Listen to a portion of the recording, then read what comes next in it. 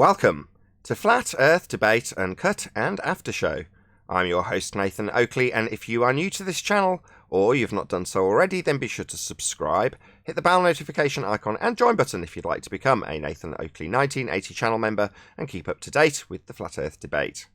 If you would like to support the channel, there is a super chat that runs alongside each of these shows while they are premiering.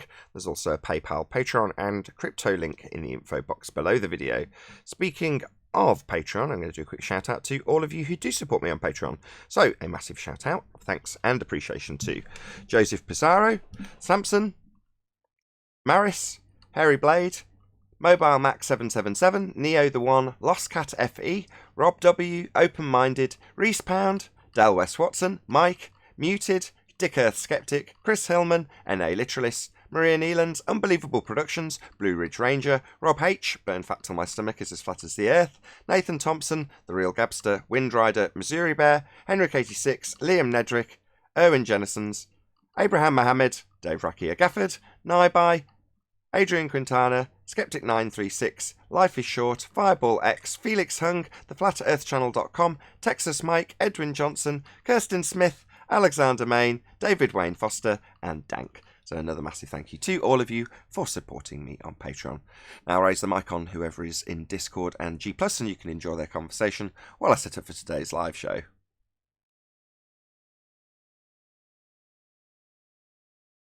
Hey, yo, fellas, can I interject just for a second? I'm not trying to be an asshole, and I'm not trolling. That's not like you not to be an asshole, bro. On you go. Oh, no, seriously, man. Sorry.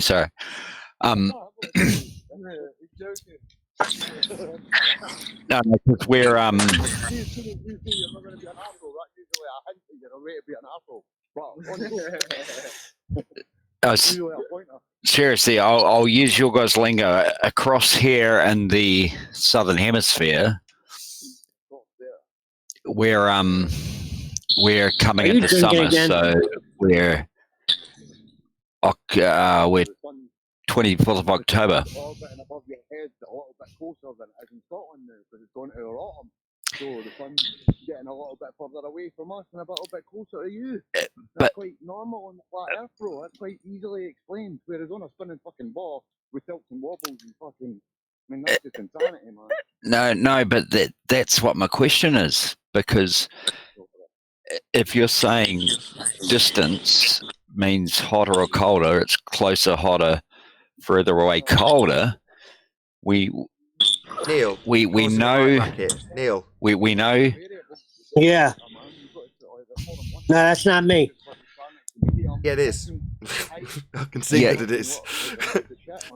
Yeah, but we know for a fact that it's 15 degrees per hour, no matter, not taking into anything, we know whether anywhere it's 15 degrees per hour, excluding anything. We know that the Earth's 24 hours a day, which breaks down to 15 degrees per hour. Doesn't matter. Let's not talk about anything. I'm just wondering, does the sun in our southern hemisphere side decide to stick around longer somehow and then speed up and spend a shorter amount of time in the northern side?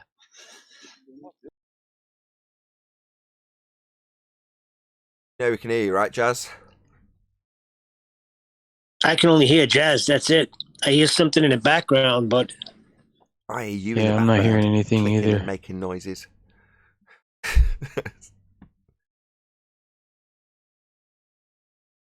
I'm on mute. Jazz, can you hear us? You're obviously having a conversation in two rooms.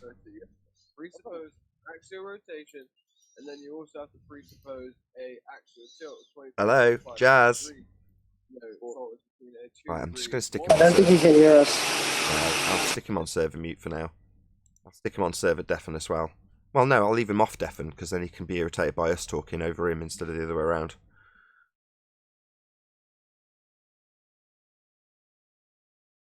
He thinks the sun takes a longer path in the southern, beginning the Christian hemisphere. Yeah, he's got the begging the question hemisphere in there. But were I been able to gain a communication line with him, I'd have quizzed him on the assumption that Earth is turning underneath at 15 degrees an hour. It's Coriolis. That's what I was waiting for. Yeah, but I knew I wasn't going to be able to get through to him. It was pretty clear he was having a conversation with someone else, presumably in a different room.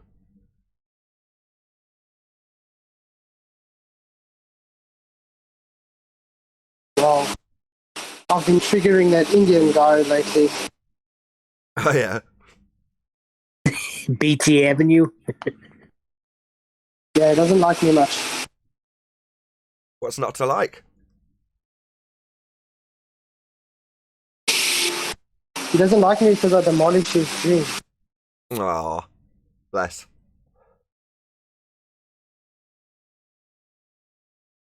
It'd be worse if you got to about 20 and you didn't know, and then you found out, because you're right at that age where you think you've got it all figured out, you think you're an adult, and then someone like you comes along and ruins it all. So now you ain't got a clue. What are you talking about? Sphere Earth. It's just a model. Well, I don't know. But I got some feeling that he wanted to join the Indian space program or something. That's what I mean. You're full of the wonders of the world you think it is, rather than the shattered illusions of the world it actually isn't. So you go from one truly positive, you can just imagine, you're 20 years old, thinking about space.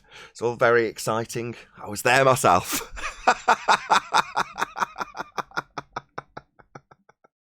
Oh, you poor sod.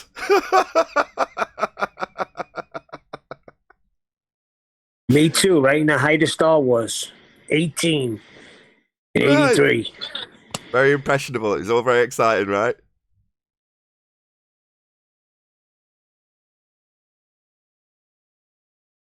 Yeah, for me it was Red Dwarf. Even though it was a situation comedy, didn't matter. It was set in the most amazing place ever with the most amazing adventures and the most amazing people being met. People, simulants, aliens. I still can't find that Red Dwarf that you're talking about. What was that, in the 90s? Yeah, I suppose it would have been late 80s, 90s. But they made them right up to the present day. Here and there.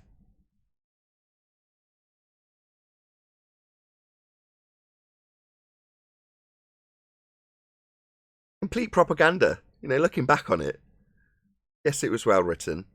The reason it got where it got was because it was pumping out the narrative that the mainstream wanted people to be adhering to.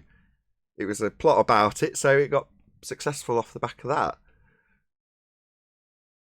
Took a brief history of time, put it into the narrative, spun the entire area around a heliocentric model, spun it out into the space that they've got as a sky vacuum, and Bob's your uncle, a successful show.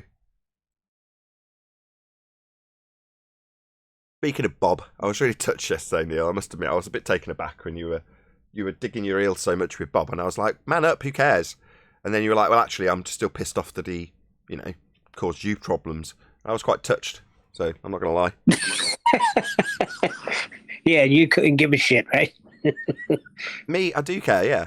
I've given this 2 years' worth of concern and worry, so, I absolutely care about it. But the fact that people who are detached from it, yeah, you're on the panel, but it doesn't really affect you very much. But it does, emotionally, which is touching, to say the least. Well, I remember I was watching it live. I was cringing. I was like, oh, God. I was there when it happened. And that's his character. I'm sorry, but that's it. But I don't want to get into that no more. Let it all go. Let it go. Everyone's got faults. Nobody's perfect, etc., etc. Do the meat, spit out the bones, all the rest of it. They were on Google Hangout after you ended the show for at least 2 hours. Adam and I kept popping in and out. They were still on. I think they got into that ranty conversation. Who are you talking Roxanne about and all of that stuff. I don't know what you're talking about now. I've lost track of where we are. Who are we talking about, and where is this happening? Okay, right after you ended the show, we stood on, and I think Sleeping Warrior came back on. Adam was there, Brian, Chocolate, and I think they were on for a good 2 hours after, because I kept popping in and popping out, and they were still on. Discussing what? Said ranty. Yeah, at the end, I think last I heard they were talking about that ranty whole situation with Roxanne and the super chats and all of that. Some sort of court date. Yeah, What are they today. taking him to court? Yeah, that's now. Uh-huh. Like, literally now. Well, I heard that show too, and that's what turned me off with Ranty. I heard the show live, and I heard him say everything was going to be given to Roxanne from that show. All super chats and donations or whatever will be given to Roxanne. So that turned me off with him too. So Yeah, I could give plenty of opinions on it, but I'm not going to. Good. So what did I miss from the show? Not a whole lot. We just That's what everyone said yeah, it was last time. kind of laid back show. Yeah, that's what everyone said last time, and then I found out a lot more happened. They're holding back on me. while I was here, what I ended up being dragged into is a dissection of the Bob Nodell, Nathan Oakley, and now Bob Nodell, Simon Dan situation. So that was what we dissected. So please summarize the Bob Nodell and Simon Dan situation. Okay, so Bob Nodell has been strangely beneficial, as weird as it sounds. I describe this as a rose growing out of manure. The manure being the Netflix situation and the incorrect assertion that Bob has proven Earth turns underneath at 15 degrees an hour. That is what's pinned on Bob by Netflix. Not true. Not what he demonstrated. Easily disproven if everyone is under the understanding of what is actually being claimed by the globe side, which until that point, it wasn't clear. It was very easy for a globe proponent to argue why we don't see drift, like it's our bloody claim. So Bob establishes that their claim that they are claiming he has proven, which he has not, is that Earth turns underneath as a second non-inertial spinning reference frame at 15 degrees an hour. Now, coincidentally, that was summarised by Jazz in a different conversation when he was talking about the sun and he was not talking to us, but we earwigged his conversation because it was useful while he summarises the actual globe position, Earth turning underneath at 15 degrees an hour. Well, you've then got Simon Dan stepping into the fray. Earth turns underneath at 15 degrees an hour is their claim. Drift is an item not attached to Earth drifting away from you at the rate you turn underneath at 15 degrees an hour. Dan comes along and shows no drift and says, ha, your reference frames are ruined. Well, the only people making claims with reference frames are the globe side with their 15 degrees an hour turn of the Earth in a second non-inertial spinning reference frame that Dan says is ruined and shows an example that doesn't have things drifting away at 15 degrees an hour, moving as one, no drift, with a claim that the reference frames only used by globeheads have been ruined. So we've got a situation now where it's nicely established who's arguing what. Globe claims Earth turns underneath. We show that it doesn't happen. And Simon Dan backs us. No drift. Reference frames ruined. So now it's clear. Globe claims 15 degrees an hour drift, Earth turning underneath. We show it doesn't happen. Earth isn't turning. Nice and consistent. Nice and clear. That's beautiful. Christmas came early. Indeed. Happy, happy days. Very simple. Very simple, yeah. There's going to be people out there that go, I understand the Coriolis effect. I know they claim Earth turns underneath and it doesn't. It's really obvious. It's like, yeah, it's really obvious till you get into a debate with a fundy where they start denying their own claim and you find yourself having to argue with the fundy about what they actually claim rather than debunking it. And that's what they rely upon. Or, to be more accurate, past tense, relied upon. Now, the situation is as follows. We don't see drift. Earth turns with atmosphere. So no drift then. No 15 degrees an hour. No things turning away from you as you move under them. Okay, no drift. You're supposed to have it though. Doesn't matter what you say is happening to not have it. You don't have it and you're supposed to. That's why I enjoyed the talk with Akon Virus the other day with angular momentum. It was brilliant.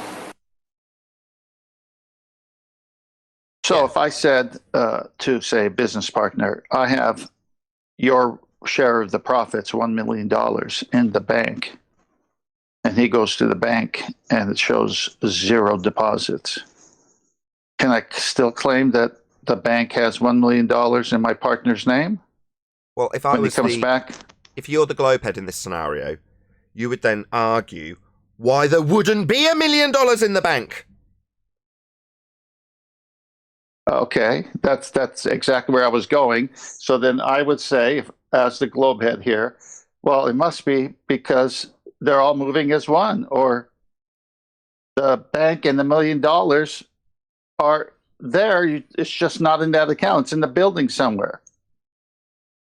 I'd have to come up with some cockamamie excuse why I insist the Earth is turning, but then can never show it or prove it. Or put it upon the person that's expecting to find drift. Sorry, $1 million in the count, right? You know what I'm getting at. Right. In this example that's analogous. And when there's not $1 million, the person that's supposed to have put it there, i.e. the person that's supposed to have shown Earth turning underneath and some drift, things drifting away from you, and it's not there, they put it upon the person that's gone to get the money out to justify why it's not there.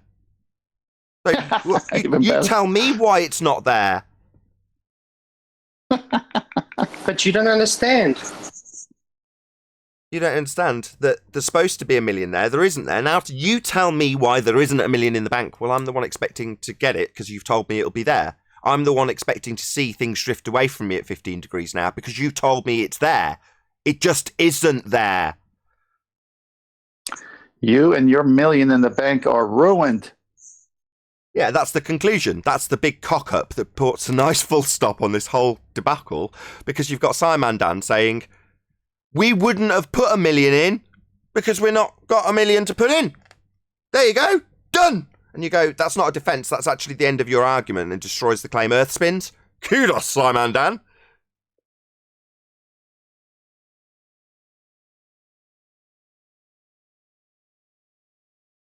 Yeah, it's so slow. I don't think he's caught up to his claim yet.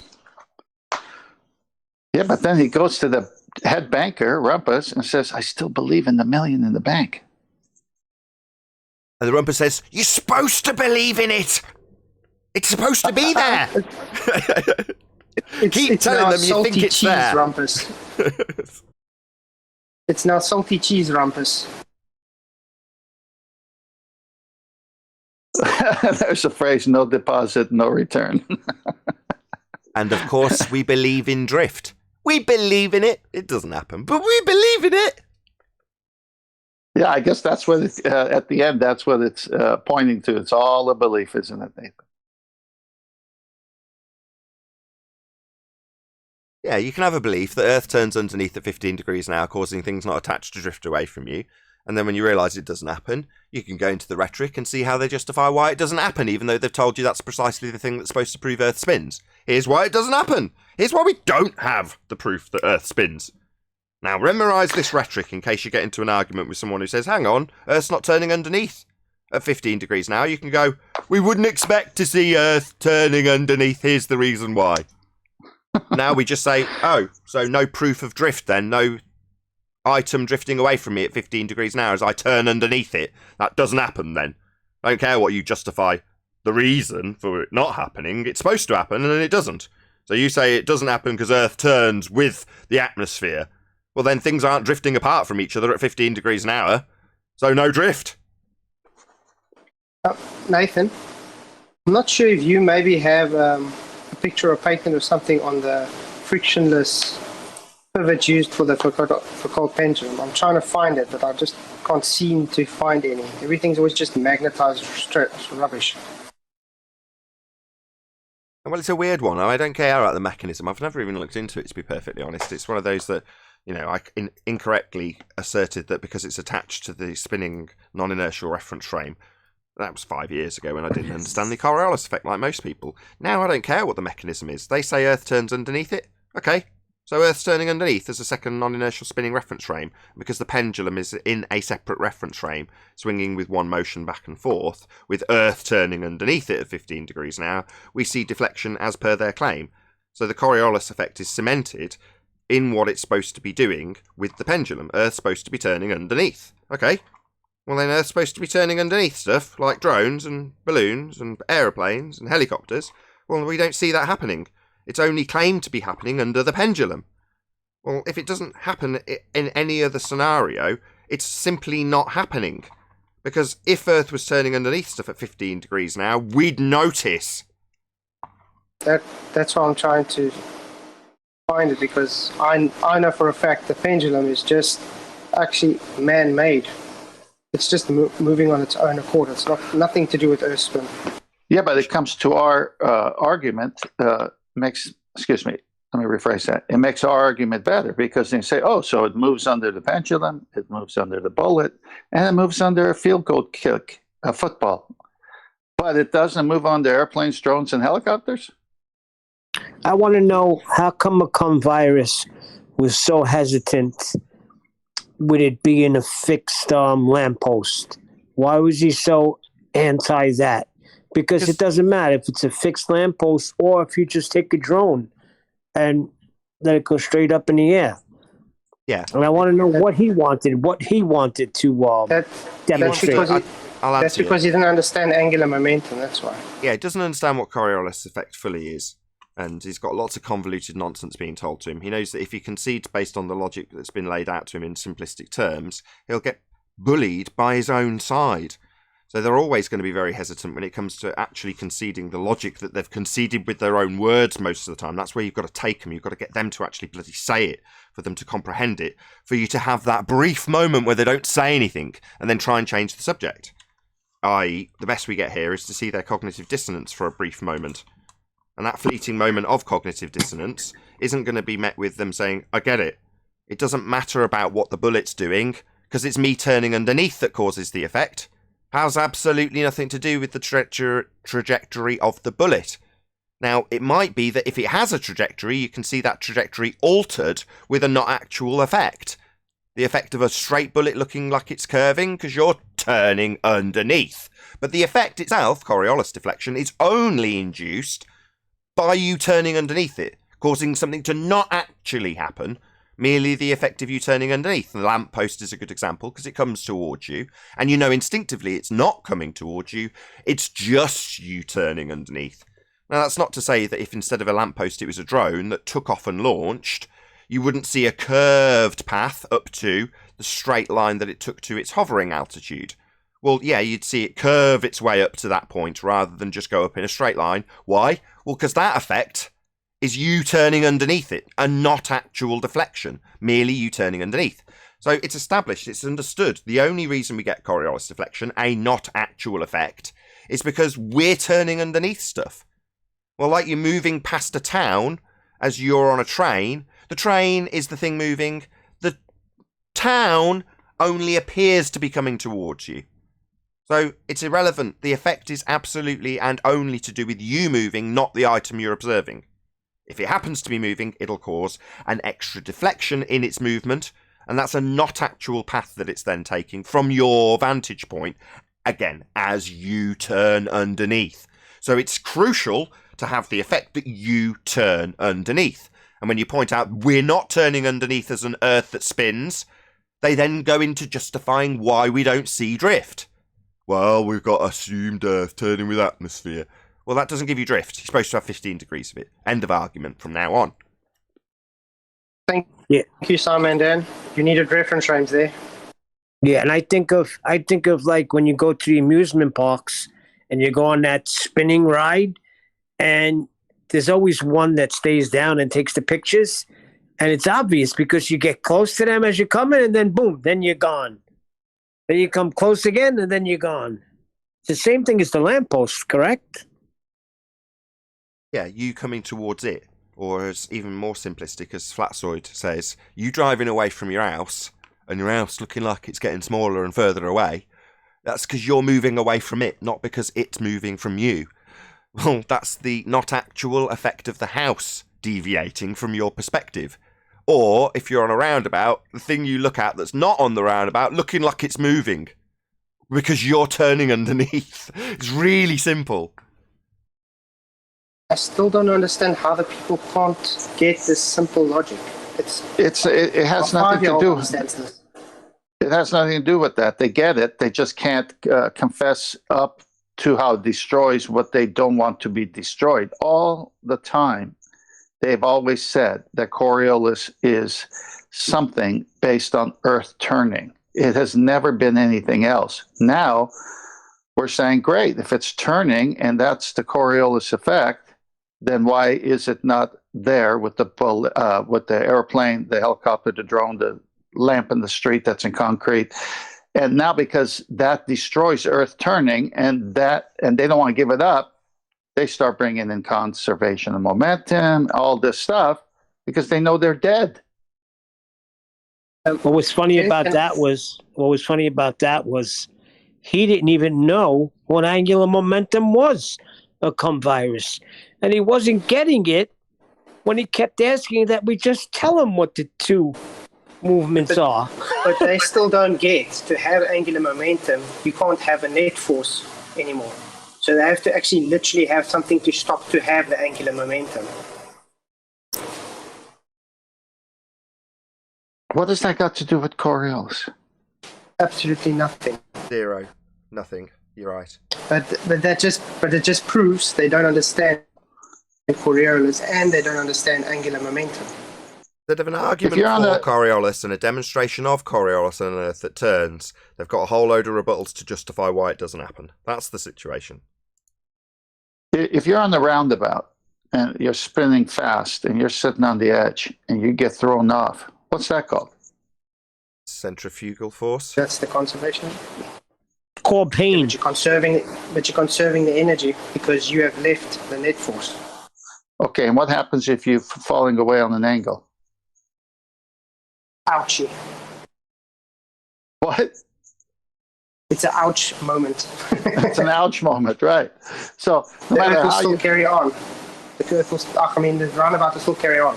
It's not right, so the roundabout still carries on. You went flying off. You tumble, get an ouch moment, and now you're sitting there in your rear end, looking at your buddy, laughing at you as he's coming away and going towards you and away and going towards you because he's still spinning on the roundabout. Yeah, but you see my point. You only conserve energy once you've left the net force.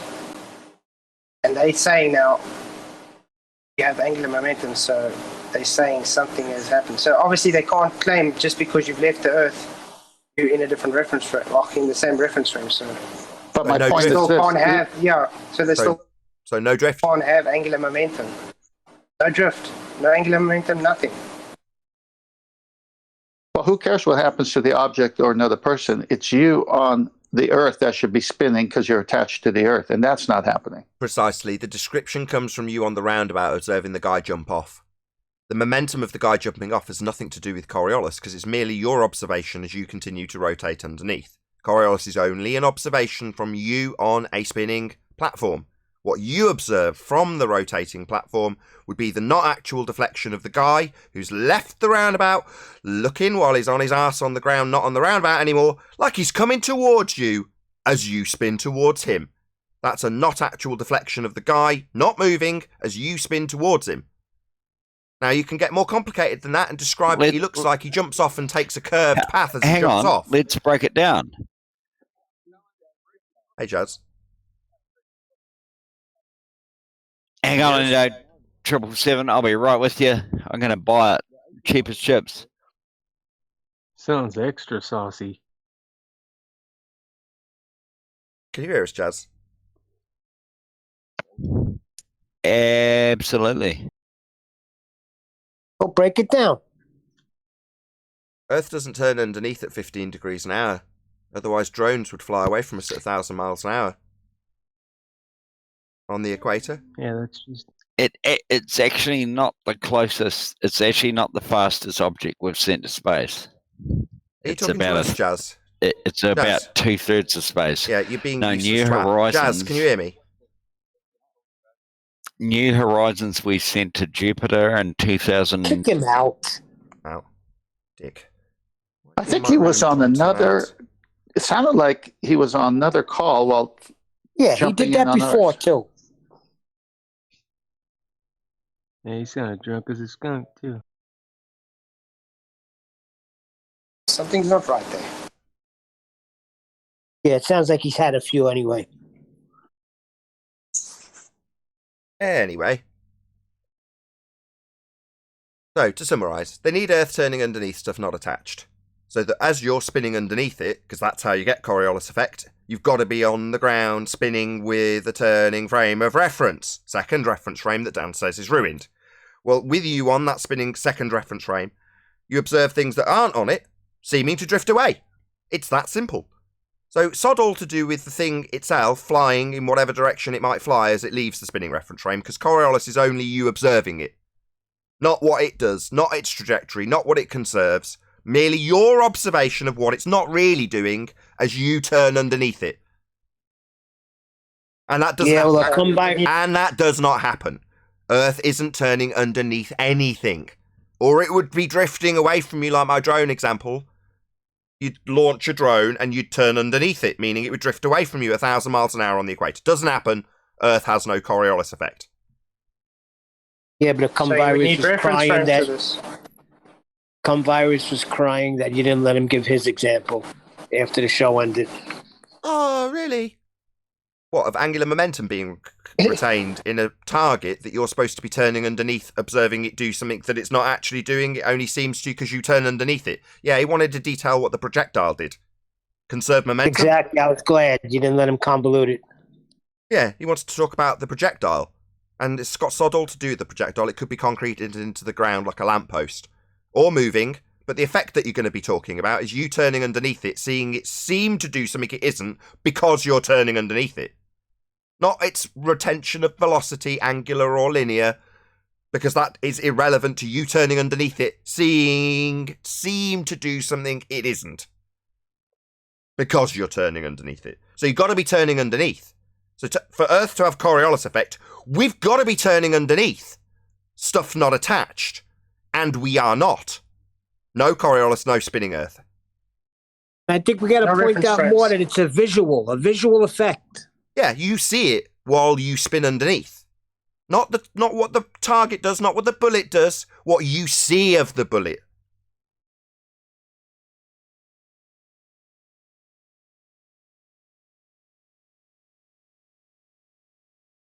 Yeah, Earth's not turning under anything. We'd notice if Earth turned underneath things as they left it.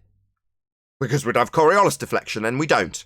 And all we get from our opponents is a justification for why we don't see things drifting away at 15 degrees an hour, even though they claim that it does.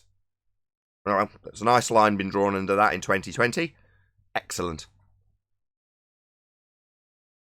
Yeah, my question is, Earth is not turning, so now what else can we destroy?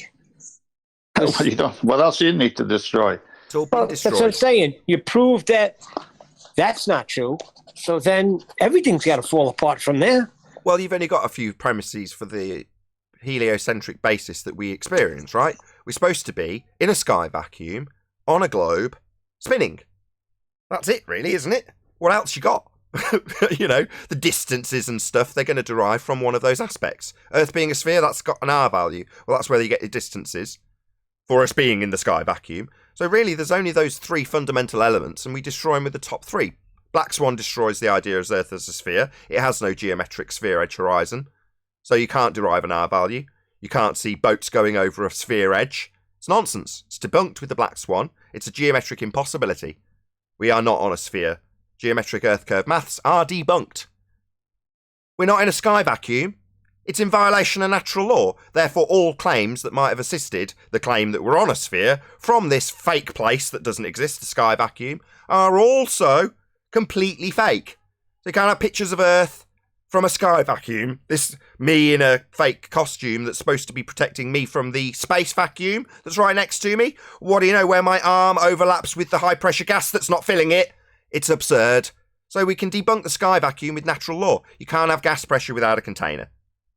And then last but by no means least, if Earth was spinning, we'd be turning underneath stuff to see Coriolis effect. Stuff would drift away from you. And it doesn't. We're not spinning. That's it. That's Earth as a sphere in a sky vacuum debunked.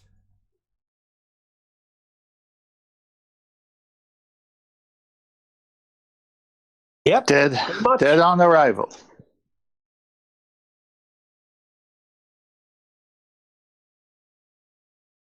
2020's been a good year. Can they come up with something like say they wanted to say, okay, we made an error.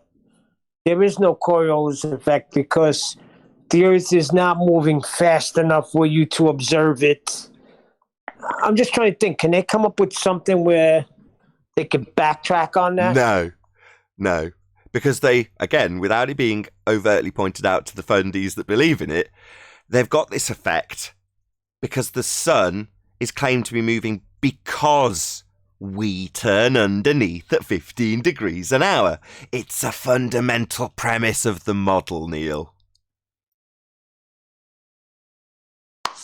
That's right, the sun. Forgot about that. Well, that's Yeah, that's the hijacking they did. The Earth doesn't turn; the sun is moving, and they have to flip it around. So they flipped it around, and they're stuck to the 15 degrees now being postulated as Earth moving 15 degrees when it's only the sun moving 15 degrees.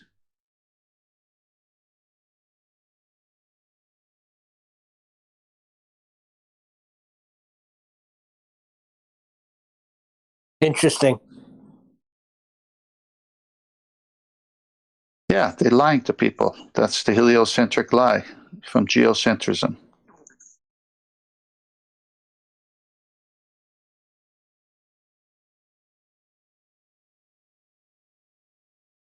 Geocentrism is a stationary Earth, but they still have it as a sphere, right?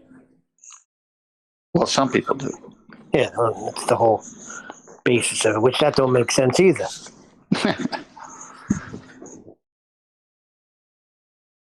No, we're not turning. If we were turning, we'd know it. Plus, that drone that went up in the sky and remained stationary was in the inertial reference frame, and the stars and everything were still moving. So, sorry, Earth ain't turning. Geocentric just means we're at the centre with the sun moving around us, as opposed to us being the one moving around it. So, as I say, fundamental premise is that we're moving around that light in the sky, not the other way around. That's the heliocentric version. Helios, sun, at centre. Geo, Yeah. geography, Sun worship. centric. It's still a sphere. Well, no, it's like I just say, in saying, some people's mind. you can have a sphere-shaped geocentric system, yeah. Doesn't necessarily mean that. It just means the geography's at the centre rather than Helios at the centre. That's all it means. Everything would be going around our universe, not us going around. Here, let me make it clear. My position is that we live on a plane, and it's the luminaries, the sun and the stars, that move around us. That's the way I look at geocentrism. Now, if you're a baller, you're going to say, well, the Earth is still a sphere, and switch it around from the current model. Yeah, that's how they got the space pizza. We can have a geocentric globe model. Yeah.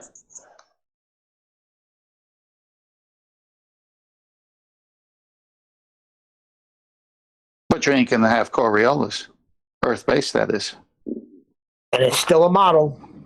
But yeah, of course, but yeah, the fundamental premise of the heliocentric model is that we're turning to cause that luminary to appear to move, as opposed to it just moving, apparently or otherwise, over us.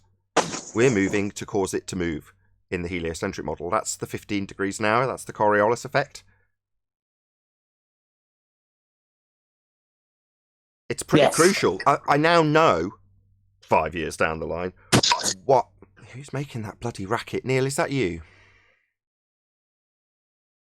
I now know why. I'm in a total silent room. Yeah, but you're knocking your you've only got to knock a mic and it will make a racket, right? So if you're not on mute and you move an inch and it rubs against your lapel, suddenly it blasts out, Neil. I know you think it's quiet where you are, but that doesn't mean that your mic isn't going to make a racket if you move. It will. Anyway, Brian Mullen got the most vitriol I've ever seen. Why? Well, because this is a fundamental premise of their argument, isn't it? They don't like this being debunked. They've got a nice little package of bullshit wrapped around this subject. Yep.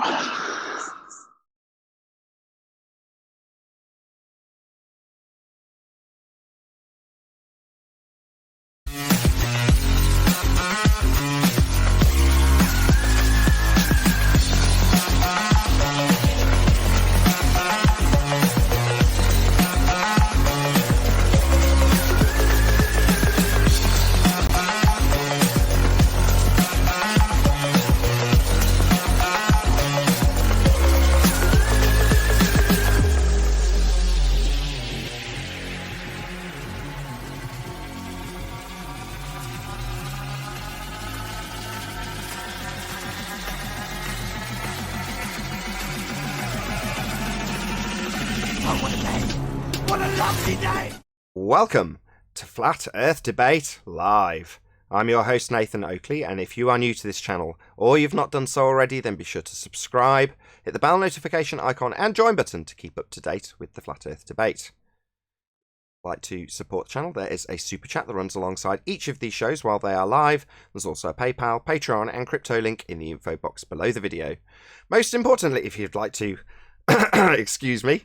If you would like to join the discussion, simply mute the page you are currently watching, then click the link in the info box below this video to join the panel and express your views on the nature of Earth. If you do join, please don't swear. If you do, you'll be ejected, and if you are, please don't try to rejoin the stream using sock accounts. You'll be warmly welcomed back on the next stream. Please also share the show on social media. Sharing the show obviously increases the live audience, but this in turn increases the chances of a more diverse panel. So please share the show on Facebook and Twitter. One last time, if you're new to the channel or you've not done so already, then be sure to subscribe, hit the bell notification icon and join button to keep up to date with the Flat Earth Debate. Now we are joined by Neil, Flatzoid, Arwin, 10th Man, and a whole bunch of people in Discord. So welcome, one and all. Happy Friday. Hello, hello. Oh. Good morning. Hello. Any evidence of a physical geometric sphere edge horizon formerly known as the curve of the Earth? Not some U.S. Highway 93 North. It's been debunked. It has been You debunked. cannot have a geometric horizon. We do not see the geometric horizon. Any evidence of axial rotation? None whatsoever. No, Simon Dan made sure of that. Any evidence of the distance to the sun? None whatsoever. No distance to the sun verified. Hey, Chocolate. What is the sun? Hey, Chocolate. No location. Good morning. Good morning. Morning. But I can tell you one thing, the sun moves. Apparently so. The apparition moves. Angular Yeah, you light. know it's the object moving. Object, you say? Right. He said he knows it moves. If something moves, it's got to be an object, right? No. Sun does move. Light moves. Does. The apparition moves. Something's moving. Yeah. But we don't know what it is. An apparition is not an object. The bright But yellow Owen- circle in the sky. It appears to move. Anybody disagree? When Can we move on? when you saw my demonstration with the balloon, obviously it was the sun moving away while we stood still with the balloon. So The question is there any evidence for the distance to it? Why are we No. always changing this? No evidence to the distance. Some you first have to curious- know what it is before you can have a distance. Exactly. You got to get to So that no- point as well. You can't. That's my point. You can't insert physical attributes to something to then try and Scientific of the apparent distance to the sun. apparent distance. Right. I'd prefer a tape measure be used, but obviously I'm that little bit more fussy. Any scientific evidence of gravity?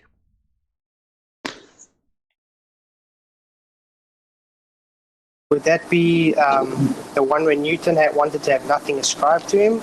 Or the new one that's just a thought concept that gets demolished anyway by its own theory?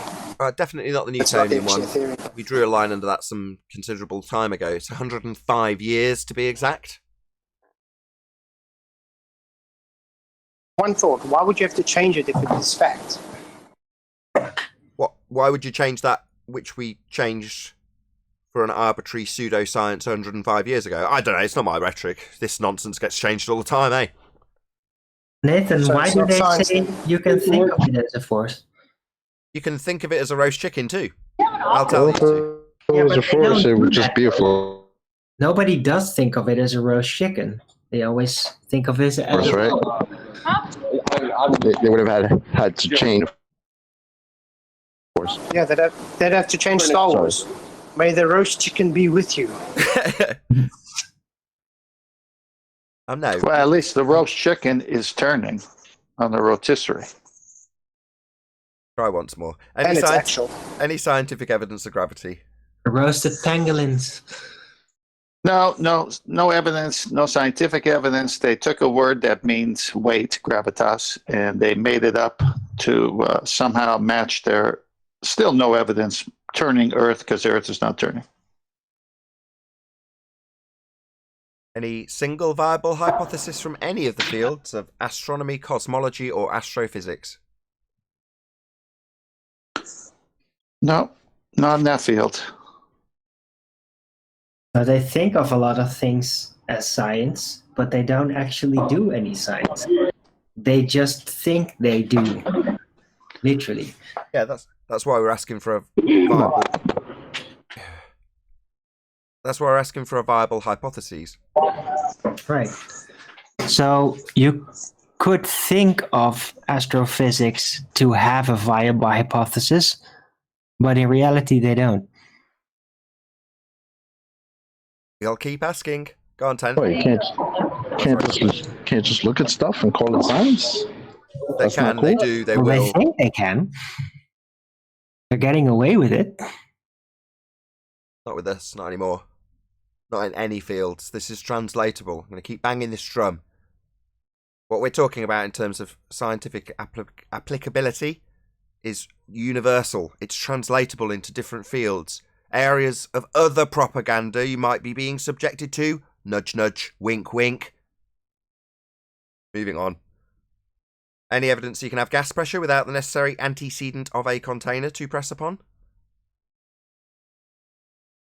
This kills him every time. No. On that funny point, like I just got here and I was listening to something somebody posted, which is a TED talk by Don Pettit, which is hilarious. And he was telling his theory on how we have an atmosphere, even though it's based on nothing, because we apparently have no idea how we have an atmosphere, how it developed at all. So he was just giving his whatever theory it was, but I didn't get to finish it, so I can't give you the full theory. But yeah, according to him, we have no idea how we even have an atmosphere. So that's awesome. Remind us who Don Pettit is, please. Oh, Don Pettit, who's got the famous quote of he would be the NASA, one of the heads of NASA, who was also a international swimming station astronaut, who declared that he would go to the moon in a nanosecond, but we destroyed the technology and it's a painful process to bring it back.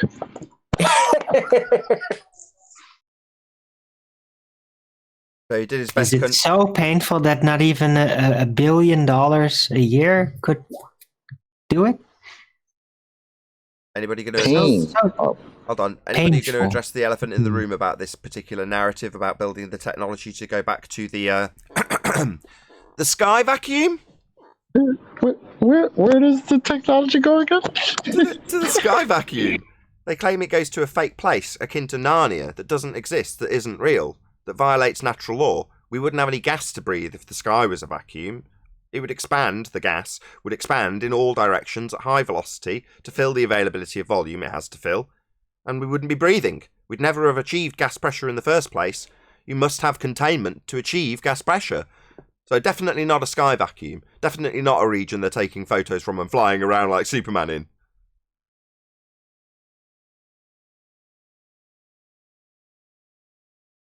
Yeah, unfortunate. And apparently he knows that because someone asked him what would happen if, you had a leak in your spaceship there. And he said, well, then you'd have a leak. That was classic. Any evidence of the R value, Earth radius? Black Swan. Black Swan. Terrestrial refraction is a paradox. I'll break that down, Arwin. Break it down. Oh God, I think you can technically break it down even better than I can because of your native language, but comes down to that the way it was said that the R was established was through Al-Biruni, who had supposedly measured the geometrical horizon but he was off by, what was it again, 10 degrees. So, yeah. Can, The can we go another conclusion- way, Arwen? What? Can we go another way? What's terrestrial?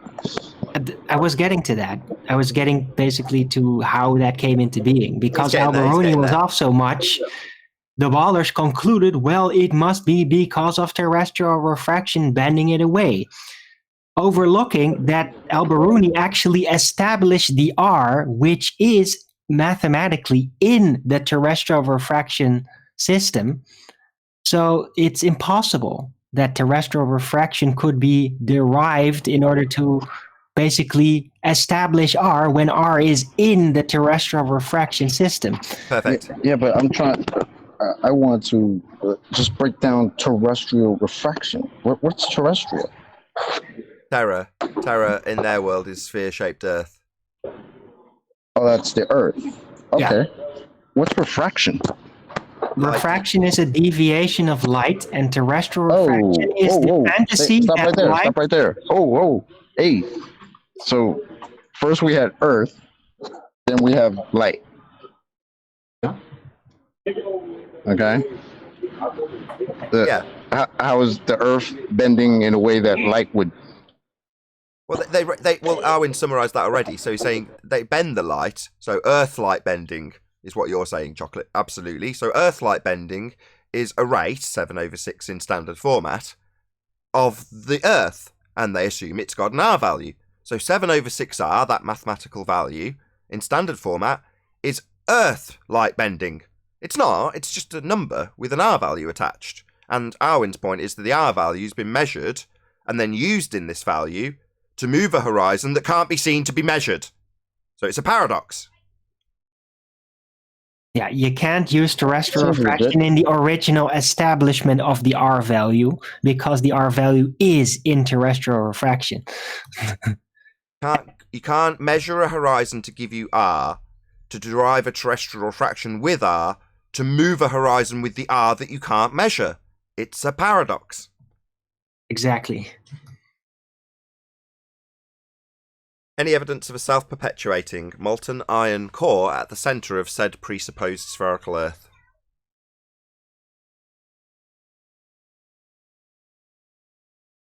P waves and S waves, but they have a long way to go.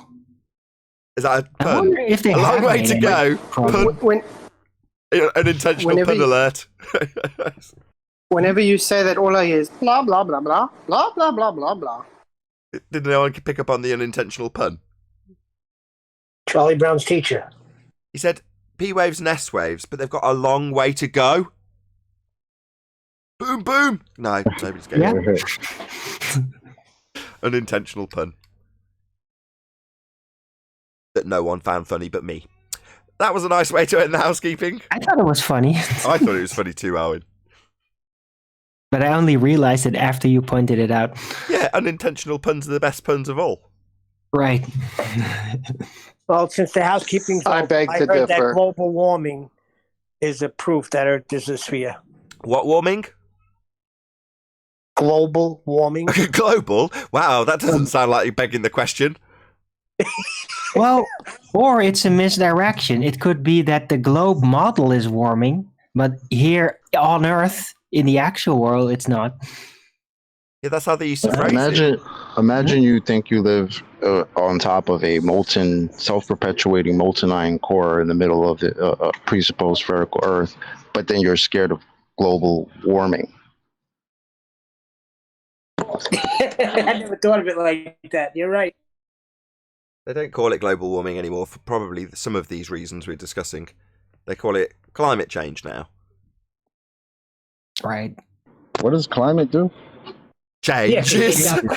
Oh, there you go. Yeah, but that's something you should be scared of. Why? Well, because if I put some dark music on and show you some statistics, you better damn well be scared about it, Chocolate. What's your problem? I want to Yeah. ask, is there any science behind this climate change? No. Real science? Oh, did somebody say yes? Hold on. Might have. Climate change is to do with the nature of Earth. I'm more than happy to discuss this. Polar bears. Anybody say yes? Did I mishear? Science for climate change, aka global warming. Not going to make it to the housekeeping. It's one time only. Anybody got any science for this shit? I mean, this potentially real thing. No, moving on. As I said earlier, many a field. Let's just pick one. I don't know why I picked this one by random chance, but epidemiological studies. Sound familiar? Pseudoscience. Next time someone presents you with an epidemiological study, ask them what the science is. Oh, really? So we studied a natural phenomena we saw occurring, and we postulated the cause and varied it with a null, so we could validate it empirically at the end? Did we do that? We didn't do that! So this isn't science! So when scientists say, they're not really science saying, okay.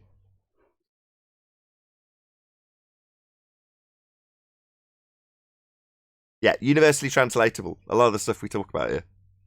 Probably why they don't like us. They'd much rather have Flat Earth Dumpster Fire Part 5 from some fundy that believes is on a sphere and will reify mathematics, because it's the current religious rhetoric of what the heavens are. Your heavens are a sky vacuum, fundies who think they're on a sphere. It's absurd.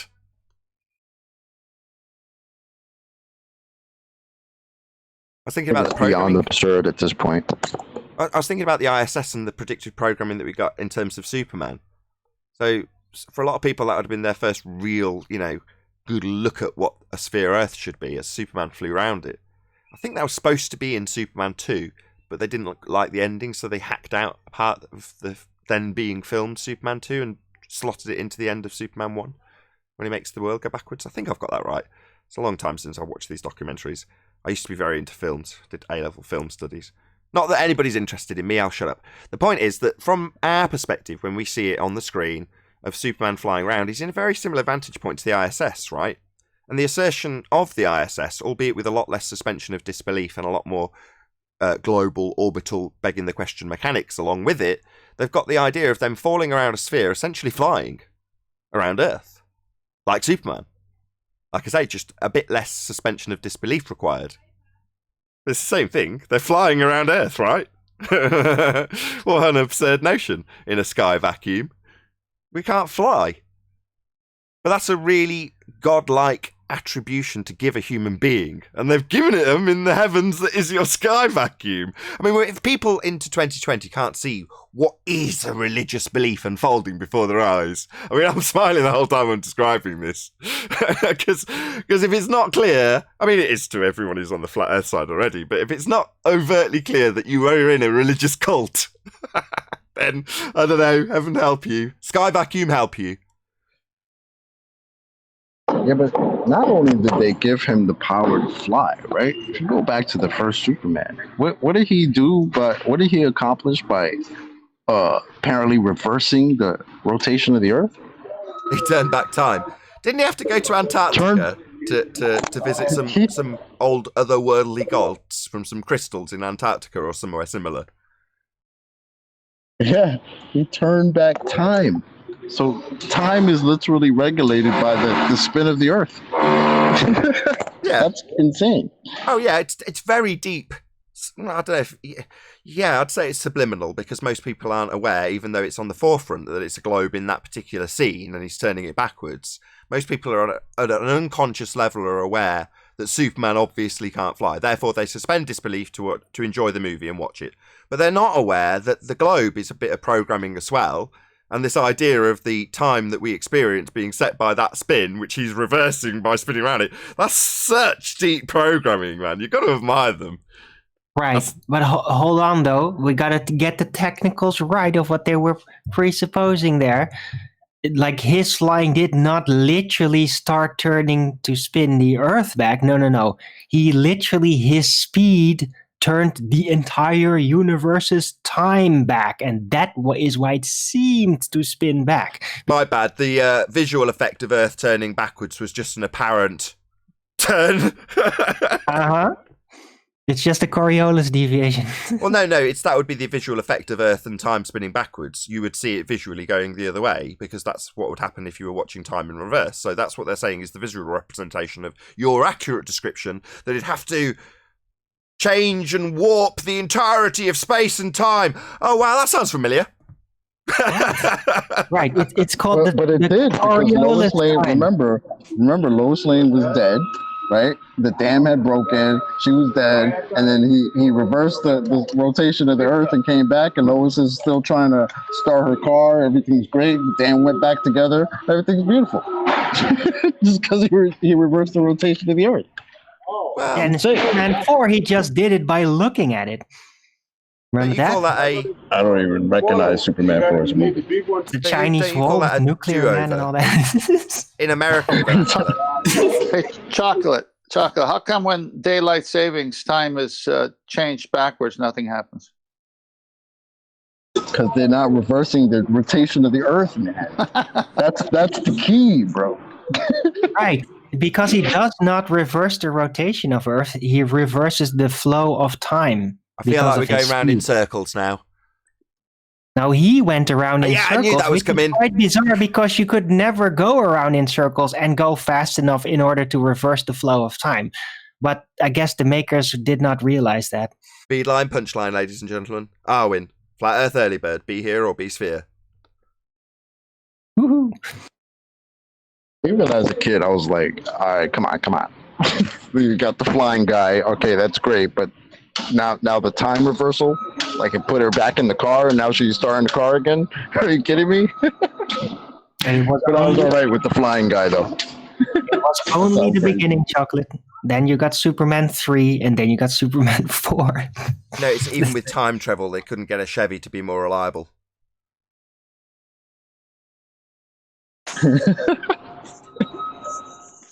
Well, at least in the Bible, we know that when Adam was born according to time, it was a little bit before Eve. Okay. He needed a boom boom. You didn't get that one, Arvin? Nobody did, 10th. Nobody did. How can you not get that one? Adam and Eve. Adam before Eve. I got it, 10th man. I got it. Oh, gosh. It must be Friday. Or Adam Sunday before for the majority Eve? of you. What? What? They're funny, Arvin. Well, why am I funny? I just don't get it. It doesn't matter. I was hoping for more interaction. And Adam? What is Adam then? Who cares, right? I was hoping for more fundamentalist religious zealot interaction off the back of us discussing Superman for about 10 straight minutes. Yes, let's talk about the bending of space-time due to extreme velocity, which is based on Einsteinian theory, by the way. Yeah. So let's mix it in, though. So what would happen if Marty McFly decided to go back in time with the DeLorean while Superman was rotating the Earth backwards? Arwen. As much as I'd like to, I don't think it would matter, because the time shifting is only from Superman's and the audience's perspective. He's the only thing that is going back in time because of his extreme speed, approaching the speed of light. And yeah, the centripetal forces, when you do that in a circular fashion, is ridiculous. So he should have just gone in a straight line in the universe and then went back or something. But yeah, they did it this way because they wanted to show the Earth as a visual demonstration of how time was reversed. They could have also just shown a watch going back, but they wanted to show that ball. So, but it technically was very sloppy, and everybody knows that. Every little kid that has ever watched that saw that and was like, "Huh?" At least, nobody's gonna think like, "Oh yeah, that made so much sense. Finally, somebody put it down on the screen." No, nobody's had that. Nobody. Everybody had a weird reaction to it. But yeah, that's what they did. Nice. So I wasn't just some weirdo kid that thought that was some bullshit. Okay. Thank you. Right. Come on, Globers, Superman, say, Back to the Future, man. Come on. It's got to be something you can attempt to, fulfill your desire to take the piss out of us. Well, there's another issue too, If Superman was actually going in a super light speed orbit around the Earth, then, and let's just say he can definitely handle the centripetal forces of that, well, there would have been another issue, because if he would have been flying like that, and suddenly time turns back, that means that the solar and galactic orbit would have also been reversed. So he would have been subjected to time-based reference frame Coriolis deviation. I'm not even kidding. He would have slung off because suddenly the Earth would be, and the entire galaxy would be spinning in the other direction because he's going back in time with that specific motion. But yeah, I'm not now just nitpicking at this point.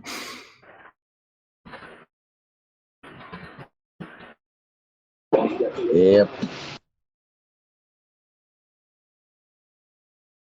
Did everybody follow that? Yeah. It's just all relative. Just all relative. No, but you do get it, right? If the time reverses, then suddenly the orbit directions of everything spinning around everything is also going the other direction. Then you get the displacement issue again, just like that has been argued by people discussing Back to the Future. Like, yeah, if you go back in time, bang, 20 years back. Oh, wait, where was the Earth in Euclidean geometry in the universe? Oh, wait, so they ended up in the middle of space. Oops. But that doesn't happen. Remember, you also reversed entropy, right? Because the dam went back together, right? The ground, after the earthquake, the ground went back together. Everything's beautiful, man. All you gotta do is spin around the Earth in the opposite way. Oh, you're going back to Superman. I was thinking how I could phrase that, and you've just done it for me because I couldn't figure out how to phrase that exactly. So it's not just that he's reversing the flow of time, as preposterous as that is. He's also reversing the flow of entropy. Yeah, spot on. Right. In Superman 4, he does. When, Nuclear Man destroys the walls. The Chinese walls, and then Superman's like, oh my god, I have to fix this. And they're not going to animate him putting it back together, flashy, like they did later in the 90s series. They could do that much more easy then. But no, he just looks at it and it all builds back. That's what you're talking about, right, Yeah. No, I was still talking about the first one. He doesn't do it there. Yeah, he does. He reverses entropy. Bro. So when he reverses time, it all goes back together. The dam goes back up. So the energy that's stored in the dam behind the wall to give it the force to break the wall is then put back behind the wall.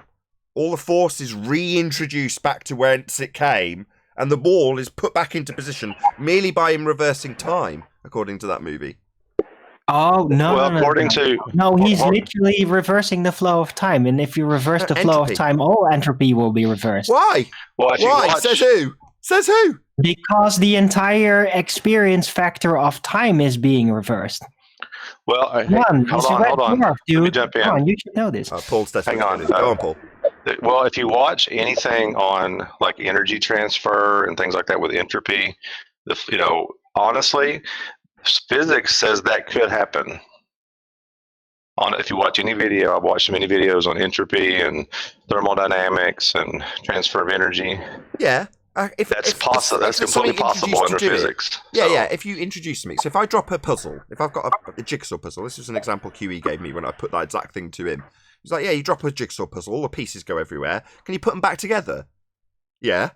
Well, is that an effect or reverse of the entropy process? Well, yeah, you've taken it from a broken state into a refixed state, but you've had to do something in the process to do that, haven't you?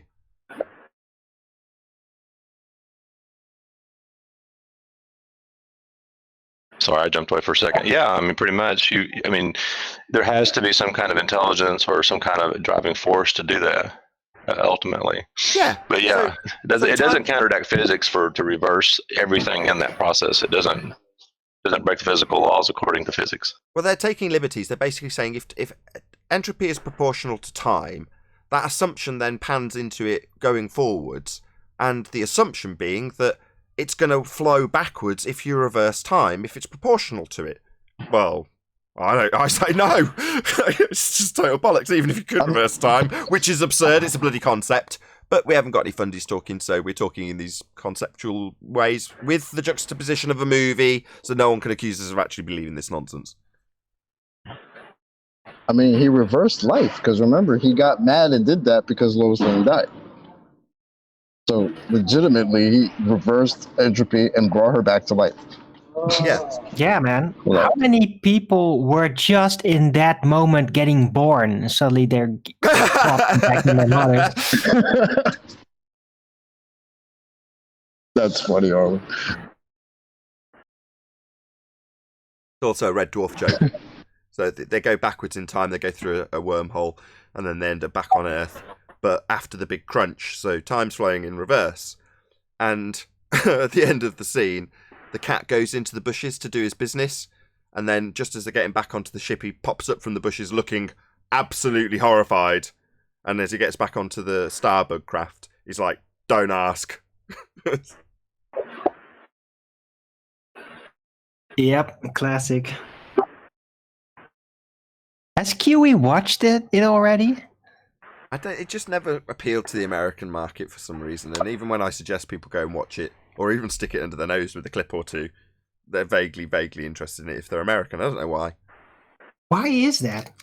Wait, what? Which one? Because in the Netherlands, we appreciate both British and American things. Yeah, sure, but we've got a very ironic, dry humour that doesn't necessarily translate. You've only got to watch the two versions of The Office to see to see where they don't parallel. Right. I don't think The Office is as funny though. I never really liked it. I always liked the British humor a lot better. I just don't particularly find Ricky Because Gervais maybe it's funny. because it's just slightly more intellectually challenging, I think. Like my puns? No, not mentally challenged, intellectually challenged. Wow. Wow.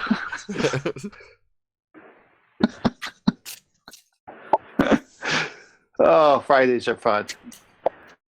Oh, We've destroyed the heliocentric religion. Now we're talking about movies and playing Destroy Superman.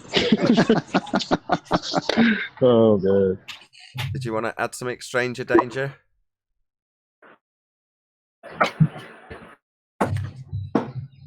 Oh, he's just got his mic wide open.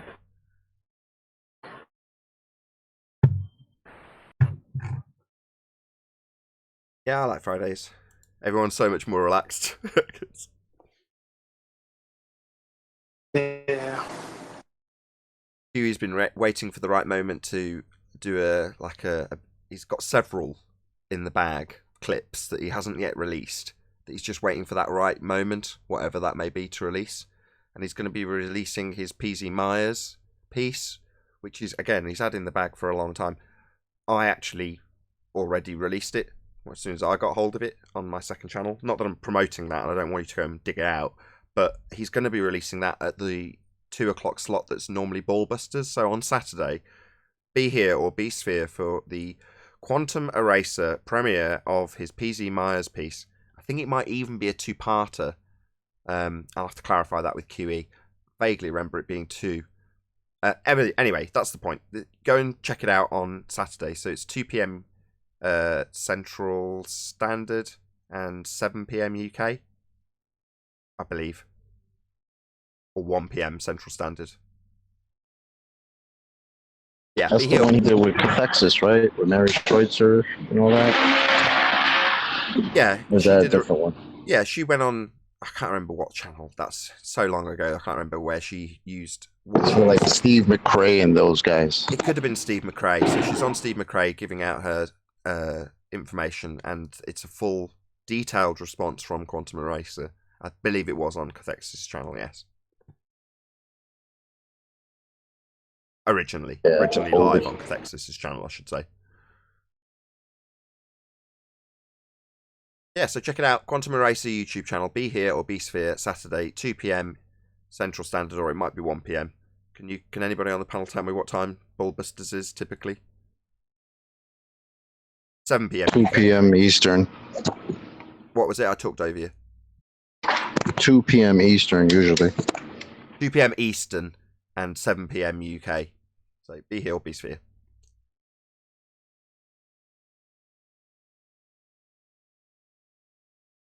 Also, as we're in a little bit of a lull, as an administrative thing, these Friday and Saturday shows are going to be turned off, at least temporarily.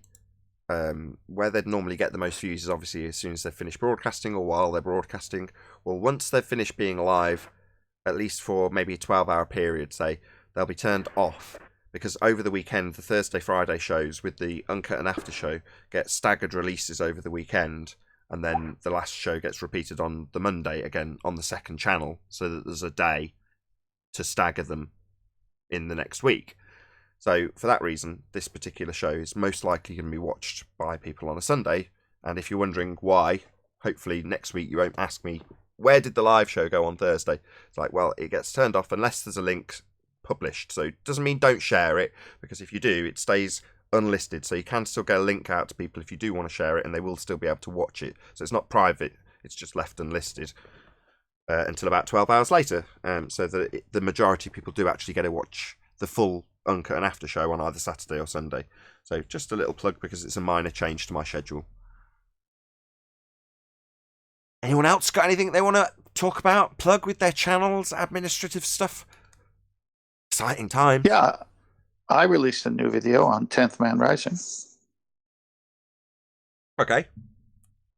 Yeah, what is science? Go take a look at it. 10th Man Rising. I did watch it. I gave it a like. I'm sure I put a comment. Oh, no, I'm just saying the audience. You tell me, give a plug. No. But by me telling the audience, by me saying, yes, I too enjoyed that video, 10th Man, it will encourage the audience to say, perhaps I would also enjoy that video, as I dig out a link to it, which is what I'm doing right now. Keep talking then. I'm not a good multitasker. What do you want? Sorry. It's just okay. having fun. I'll find it. I'll dig it out and I'll share a link to it, as it was a good video. As always, your videos tend to be very, very detailed. I like that. Well, I listen to the shows. I make notes, obviously, and then when an idea comes, I put it at the top of the header of the book, and I say future video. So I've got all these ideas, and then when enough of the subject has been talked about and dealt with by the panel members and you and the ballers, then it just starts taking form as to what I need to do. So it's not a lot in a short amount of time, but it's a lot of information I have to go back to. Or with objectively measurable phenomena. A science or knowledge of objects or processes observable in nature, as biology and physics, as distinguished from the abstract theory independent variable. It's either going to work or it's not. You may have to change your hypothesis, but you repeat until results are found out through empirical method. There you go. So just a quick snip for the audience watching. That's 10th Man Rising. I've spammed the link to this particular video, so go and check it out. Woohoo! Go 10. Yeah, well, thank you guys for all the material. There was somebody else I wanted to do a shout out to. So, I don't know, about middle of last week sometime, I was twerking for subs, metaphorically speaking. And I encourage my audience to do me a shout out, because it's the only way I can statistically see I've had growth on this channel. So it's like, if I can't appeal to the people who've actually got an audience that's not me, to hopefully grow my audience, as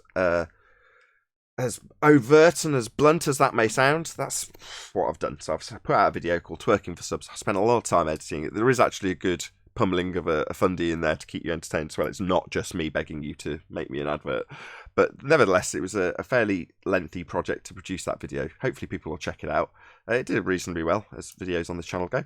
But nevertheless, I'm hoping that people will actually say, go and check out Nathan's channel. He's got good material. Obviously, there's a lot of people on the channel putting in their input, like 10th Man, like Chocolate, like Neil, like Paul, like Flatsoid, like Arwin, like a whole bunch of other people, including Quantum Eraser, who I plugged a moment ago, that produce material that you can actually utilise to say, hey, here's a little chunk that is interesting to me. Hopefully it'll be interesting to you.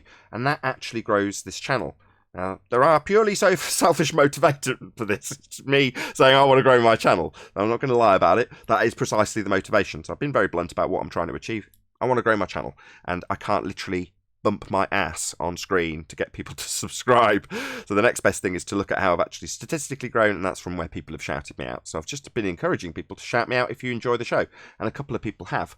Now, because I've explained all that, that was supposed to be buying me time to actually find the name of the guy who did shout me out, so I could say a thank you to him, but as a rubbish multitasker, I'm hoping someone else will start talking for a few minutes while I can find this guy's channel and actually thank him, because someone else other than Trey Dior, big shout out to him, he did just a whole bunch of a series of sitting in front of the show and commenting on what he watched and what he listened to and how he felt about it and thought about it and his opinions on it. So, you know, again, I was very grateful to Trey. Big shout out to you. But if you guys can chat amongst yourselves for a second, I'll see if I can find this guy and I'll shout him out or her out as well. Chocolate.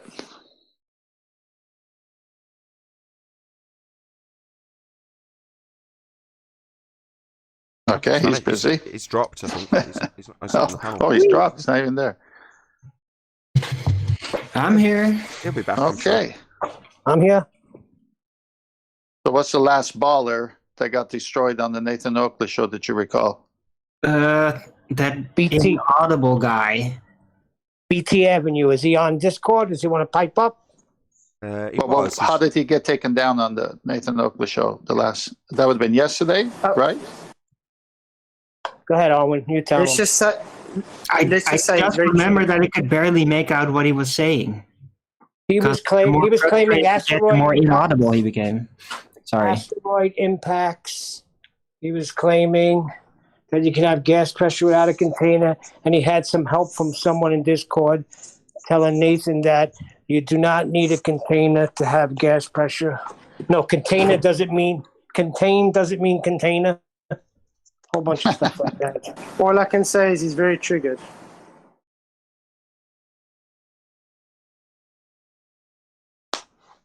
So this was yesterday's show? This last baller? Is that the... Yes, there's the Indian kid that came on and was first he started with the the eclipses. Yeah. No, I remember him. So he came on again yesterday. Yeah. So Fletcher, why is he triggered? Because of violation of nature. He doesn't want to hear it. I actually posted a thing in Master B for you. No, I know, but give the summary since Nathan wants to back and forth here. Well, I found the guy now, actually, just so I can plug it. So it's Juan Mana. The guy's got like 30 subs, but he's gone out of his way to actually edit a video, and I'm really grateful to him. So he took the section that was like, I think I called it something like Earth turning in a vacuum debunked in 3 minutes. He's taken that, which had a very plain background, put some clips over the top of it, and just did a little shout out and said, go and subscribe to me. I couldn't be more grateful. Obviously, it's taken him effort to altruistically, from his perspective, just to help me. And I'm pleading for people to do exactly that. So I couldn't be more pleased that you've done that. So I've done it intentionally to show me actually subscribing to this person, so you can see the action being done on screen. Excellent. Thank you so much, Juan. Really, really appreciate it. Thumbs up as well. Who's the guy that did that? Juan Mina is, I think I'm saying his name right, MENA. Gotcha. Hey, check it out. I might as well share the video he's made for me for an advert. So I'm sharing my advert he made for me on my show. He might pick up a few subs as well. Hopefully so. There's the link to his channel. Yeah, I'll go subscribe right now. There you go, Juan. Thank you very much for doing that. Really, really appreciate it. Yeah, let's all help him out. No doubt. Now let's get some Globers on here. They need a day off. Few people on mute that I've missed, so I'll just scurry through the list and see if I've missed anybody on mute.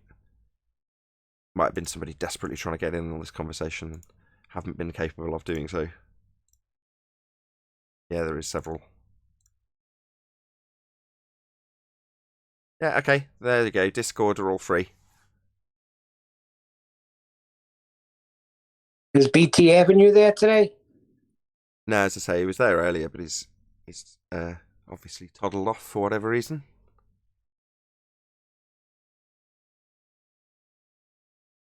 Oh, we know the reason.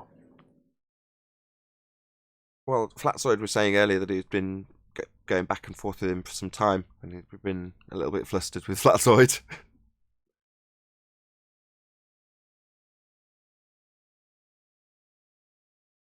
Mom, it's Friday. We can't end the week like this.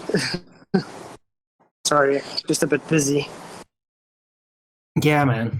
Me too. This day, I don't know what it is. Maybe we already had our Friday yesterday or something. Yes, they're wore out. The ballers are wore out. They're tired. So much cognitive dissonance. They need a break. Oh, and how long were you guys on yesterday? You and for me until 7 o'clock. So all in all, 5 hours. Well, until the early bird show, 6 hours, pretty much. Yeah. So 5 hours from the Nathan Oakley show. Yeah, because I kept popping in and out and hearing this.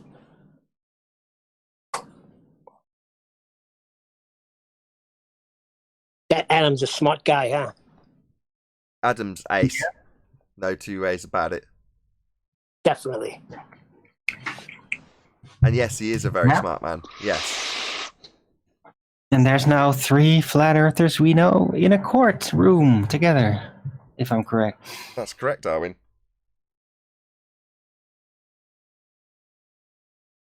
I don't know if that's not. Is it worthy of discussion during a live show about debating the nature of reality? No. I wouldn't say so. But still, we can bail on this. Mind though, you know. So we'll discuss it in the after show. No. Well, did we discuss it yesterday in the after show? We discussed it a little bit in the pre-show, I think, or someone at least mentioned it. Right. Maybe it was me. Well, we had a very elaborate discussion about it in the after the recording ended. That's why it lasted for like 5 hours. Oh, so the subject matter changed then. So it stopped being Bob Nodell, Simon Dan, myself, and moved on to Ranty and Roxanne and courtroom drama. Yeah. It was gossip hour. Yeah. Yeah. It was. Look, Tony was very excited, basically, for tomorrow. So it's not for today. Not surprised. The whole time wasn't that though. We spent a lot of time talking about, further talking about gas behavior. Yes, that's what I was going to say. Oh yeah. That's true. I like Adam. Yeah. I like Adam because the way he explains things, I really picture it in my mind that I can understand it. Takes his time to explain stuff, and I really get it. Adam is ace. Yeah, Adam is by far and away one of my favourite people in the arena of this subject. He is ace. And modest. Yeah. And modest. Very, very intelligent guy. Now, I'm not saying this in a derogatory way, but it's not like you'd go up to him in the street and go, "Hello, Professor." It's just a guy. Very, very modest, very intelligent, very caring, very hardworking. Couldn't have any more top quality attributes attributed to one person. Adam's like that guy, right? That's the word I was looking for, modest. Yes, absolutely. Yeah, can't sing Adam's praises enough. Totally behind you. But there's a lot of kind-hearted and nice, generous people. Anthony Riley is another one of them. He goes out of his way for so many people in so many different ways, all at his own time and expense, to his own detriment. But because he likes helping out people and he's a good guy. You wouldn't want to be on the wrong side of him, though, I might add. I said that to my wife last night. It's like, I'd never want to cross Tony, ever. Yeah, don't cross him. Cut your head right off. Yeah, he's like a playful tiger that you've, reared from birth and really loving and caring until it rips your head off because you've deprived it of a steak that day. Not that I'm saying Anthony would be like that because you'd deprived him of a steak, but if you crossed him or wronged him, you wouldn't get away with it. Let's put it that way. And he knows his arguments real well. I remember that video he did on the street with the 2 college students. Remember that one? That was epic. Beautiful. He showed 2, and they were so smugging up their own asses. Like we're intelligent. We know what we're talking about, and systematically took it apart. Academia. Like, hey, you're supposed to be impressed. Why are you still talking? Yeah, exactly. That was the attitude. Aren't you impressed with how, you can just accept immediately without any conversation that we are more intelligent than you? Aren't you impressed? That was the demeanour they had at the beginning. And by the end, the guy's trying to get away. The girl's still fully into it, flustered, over-talking, not winning. Anthony's showing her what's what. It was epic. Somebody's got to play that again. Somebody's got to find that and put that out again. I've watched that. I've watched that whole thing 3 times at least, and then a lot of short snippets after that. It was that good. Yeah. There was another one that was almost as good, not as good, but almost as good, with I believe it was Dave Murphy, who debated some, I don't know, somebody. And the 2 guys street, or something. They were like Simon and Dan. They were Simon and Dan fans. Like that. Yeah. Yep. Dave Murphy taking apart the Simon and Dan fans. Him. That was great. Yeah. Again, because you've got a drongo like Simon Dan coming up with crappy straw man arguments that aren't well researched, they're just wiki parodies. The guy and girl that watched him and were encouraged by him to go and attempt to debate flat earthers suddenly find themselves up against Dave Murphy. He's not going to end well. Good luck with that.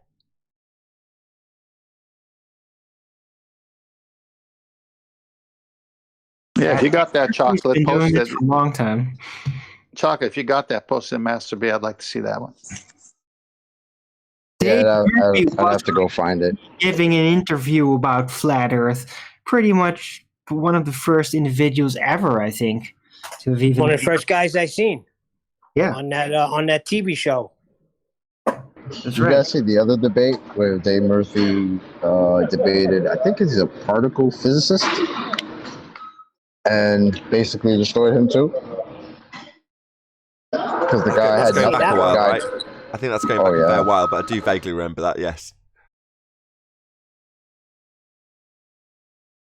So Yeah, what does that's a good. particle?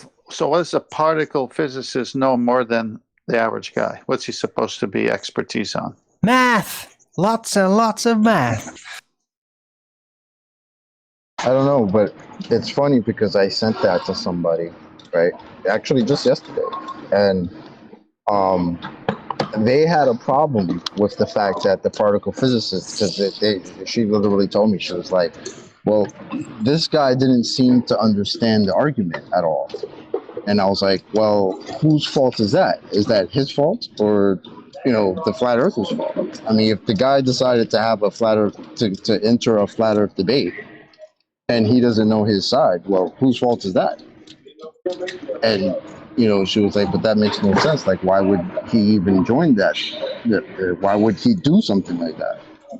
And I said, well, that's this air of, oh, this person is a flat earther, so whatever I've got in the bag already will be good enough to take that person out because they're just some dumb flat earthers.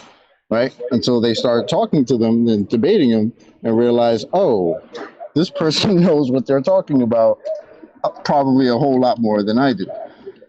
Where now I feel soft and I can't debate this person. And I told, well, that's the air that a lot of the globe side has, that, I don't need to study this. We just know it's a ball. So whatever I've got in the back pocket, that's good enough to win this argument. Well, that's video evidence that that's not the case. You mean like the show here and when they come in on a daily basis? Exactly. It's exactly akin to that because Dave Murphy, like anybody who's good at debating any particular specialist subject, not only knows their own argument like the back of their hand, they know their opponent's argument like the back of their hand. And Dave Murphy knows the heliocentric model inside out, back to front, knows where all the flaws are, knows all the arguments that they present. He's a well-established, well-accomplished debater. And as Chocolate says, most people, that's their worst trap. The worst bear trap to fall into is to assume that what you've got already in your general knowledge from high school education and indoctrination when you're a small child is enough to overcome the idiots that are obviously all flat earthers. And the vitriol that that spans from that is what leaves them in that full sense of security. And then they come up against someone like Dave Murphy and get absolutely taken to pieces because they don't know their own rhetoric well enough to actually argue it. And Dave does. Dave Murphy, as I say, is a very well-established debater. He can hold his own. More than his own. He can win. Well, based on the show and the education I received from the show, I've had a few debates similar to that. I wouldn't say at the same par, but it all starts this way. Oh, don't tell me you're a flat earther. So that's the first one. And then they don't know that I've been listening to the show, right? They don't know I got the arguments. But so they start with that little phrase, oh, don't tell me you're a flat earther. Then I watch them empty, as you say, their back pockets. They got nothing in their front pockets. By the time all their back pockets are empty, they want to change the subject and move on. Okay, this ain't getting. No, I like this conversation. Let's stay. No, they don't want to talk. You done started it. Now you don't want to end it. Oh, what happened? Oh, their eyes roll, man. Their eyes roll in the back of their head. Well, you know about Kepler? Well, you know about that? Oh, gosh, I just have back pocket stuff. Do you even know your radius? I got 44-inch belt, they say. Which way the direction of the Earth spin? Shout out to Retro Bill. He says, those pesky ballers will be back. Oh, no doubt. Till then, please smash the super chat. Oh, wow, he's promoting me with a super chat. Thank you so much, Bill. It's made my day, that is. Thank you very much. Really appreciate the support. Yep. That ballers will always come back after a while when they forgot that they were defeated, and they'll start right back at the beginning. Maybe they're on a different project at the moment. Well, I'm pretty sure that doesn't really matter what's going to happen, but I can guarantee it to everyone that in a year's time, there will be some of these ballers that will be reasserting once again that boats go over a horizon geometry of a sphere. They will do it all over. Darwin, somewhere, somebody right now is doing that. Somewhere. Yeah, but I'm just saying that even in a year, that is still going to happen no matter what. Because that's a default position. The default position for them is based in amnesia. And when they forget everything, they start over again. Yeah, it's like a never-ending Groundhog's Day. Maybe they need the assistance of Superman, because since the Black Swan and your reference frames are ruined, they need it in a reverse time so they can have their old arguments back. Well, amnesia effectively does that to them, because if they forgot all the responses and the eventual conclusion, then they can be mystified all over again, be like, oh, the Earth is a ball, you see, we're figuring out how. Me personally, I've been through that psychologically several times in my life, where after very disappointing situations or just feeling really shitty about myself, I would basically forget a lot of the things that I've learned and try to like I needed to start all over again. It's even the sensation. You need to start over again. But when you do that, a lot of people typically forget some of the things they've learned on their way when they start over again. And so they forget a lot of things they learned, and then they reassert the same mistakes, because this typically happens. So do you think somebody like Rumpus, right after he said, we do have a geometric horizon, do you think he forgot that he said that and then said, oh, we don't have a geometric horizon? Yeah. Well, that will always be a quantum question. We'll never really know. We can't trust him because we can't trust Schrodinger's cat. We don't know because we can't really trust it. But it could literally be happening. It's just not really relevant to us anymore because of the consequences of how he interacts with us. So you say he's got a liar, whether he's naturally forgetting it or not. It's natural amnesia. Because to me, he seems to be naturally forgetting these things. Yeah. Like after just a few seconds. Yeah, exactly. Selective amnesia. It's a tactic. Of course it's a tactic. I'll do my charity for the tactic that they use, and then I'll round out the live show and ask people to stay tuned. So I'll do I think I nicked this from, I can't remember, I think it was children dying, but you have every time I click my fingers, a baller argument dies. For just £2 a month, you can be a Nathan Oakley 1980 channel member and put rest to global arguments dying continually. With that, I will say a huge, massive, enormous thank you first and foremost to both Discord and G Plus panels for making today's live show possible. If you are watching this on either Nathan Oakley 1980 or Nathan Oakley premiering streams, then stay tuned as there will be an after show to follow. Once again, a massive thank you to all of you. Smash the super chat, liked, commented, shared, subscribed, and all that good stuff. I've been Nathan Oakley. Stay tuned if you're watching on either premiering stream, and I'll see you in the next video.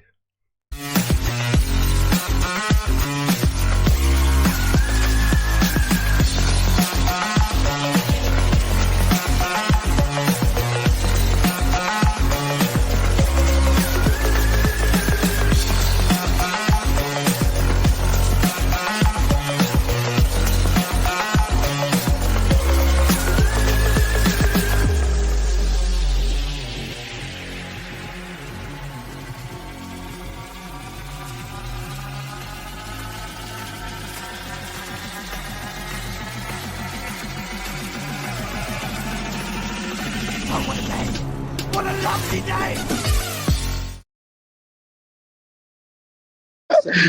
Every time I try to defend him, he always basically just immediately shoot himself right back in the foot. Brilliant. But Rumpus has got a new name. He still cries. Did you hear it? And he's Did you still, hear hang on, he's Rumpus still has got a crying. new name? Go on. Go about the crime. What is it? What is it? Salty cheesy Rumpus. He gets grated every time. Salty, cheesy Rumpus. He gets grated every time. Cheese grater. Well, now he's crying in chat that Nathan doesn't give him enough time to speak. Yeah, Rumpus burgers are nice, but they take very long to eat, and you don't feel very full afterward. Yeah, the problem is Rumpus. That would be the equivalent of like McDonald's meat that will just sit there for 10 years and not rot like that. Big meat. I just want to address what 10th Man just said, if that was as it's brought up from the chat, which I don't tend to pay attention to during the live show. He will immediately employ a fallacy, though. So he'll immediately get interrupted because he's employed a fallacy in the statement. Now, am I going to let him go on an endless diatribe, rambling through his fallacy that he's automatically assumed in the first statement? So when I interrupt it, it seems unreasonable and you can pull that card? No, begging the question immediately will have me interrupt you. If you cry foul because you've employed a fallacy and I point it out immediately, tough shit. That's why I've got to run the show. Because on another platform that he's claimed to be neutral, if you beg the question immediately and then expect me to sit through an endless diatribe example that's utilising begging the question fallacy, most people won't spot it and see that as reasonable, and will see me interrupting it as unreasonable, just to point out that why am we going to sit through this nonsense when he's just begged the question immediately? Now here, I don't give a shit if anyone sees that as unreasonable. The moment you beg the question here, I'll shut you down. Now you don't like that? Good! Well, all Rumpus has to do is, for the first time in his life that we can attest to, start a conversation without begging the question. Could he even do that? Exactly. Start your discussion without immediately employing a fallacy and you won't get shut down immediately. It's fairly straightforward. Don't like that I shut you down when you use a fallacy? Don't use a fallacy. It's really easy.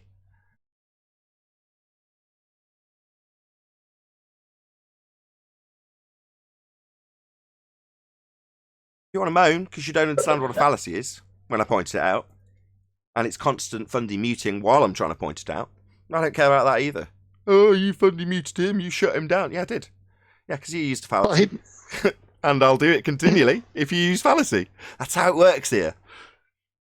Well, he doesn't even like his own fallacies at times. We do, we don't, we don't.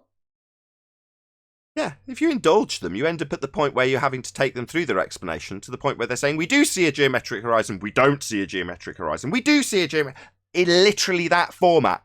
That's almost a quote. No, that is a quote. Yeah. Legitimately. Yeah, exactly. That's the nonsense you end up with if you allow them to beg the question, because it doesn't conform with reality.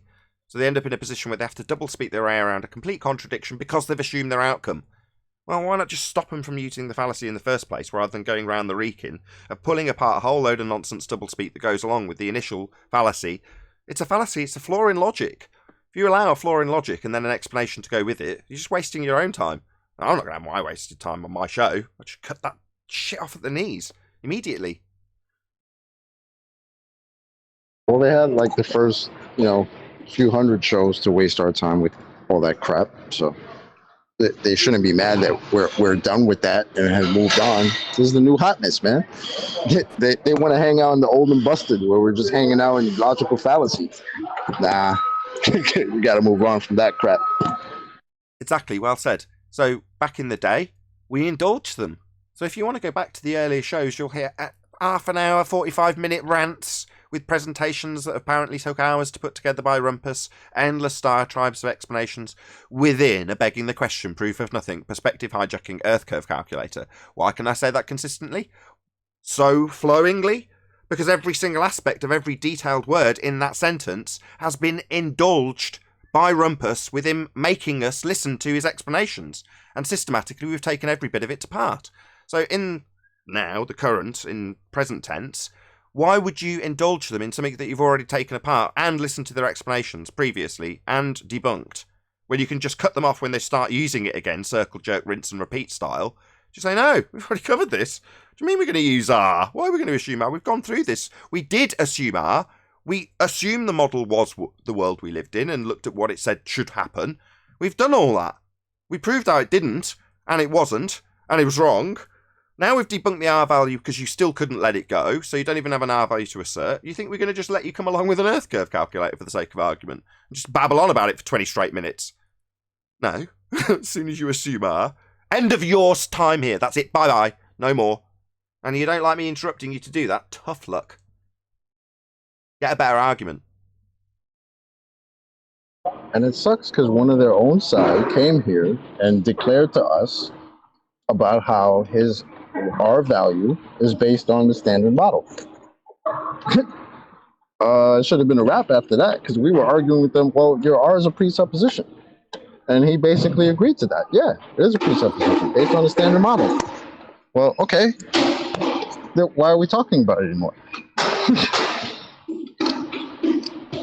Shout out to Mick West for that. Yeah. For looking out, buddy. Well, that should have been the end, but it wasn't. That was where I said they couldn't let it go.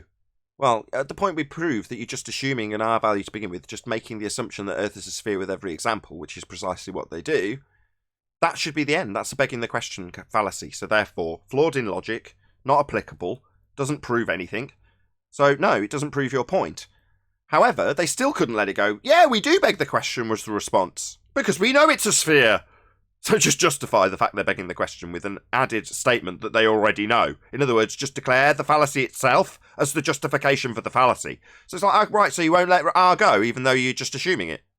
No, we won't let R go. Okay, well, let's debunk R then. So that's what we've done.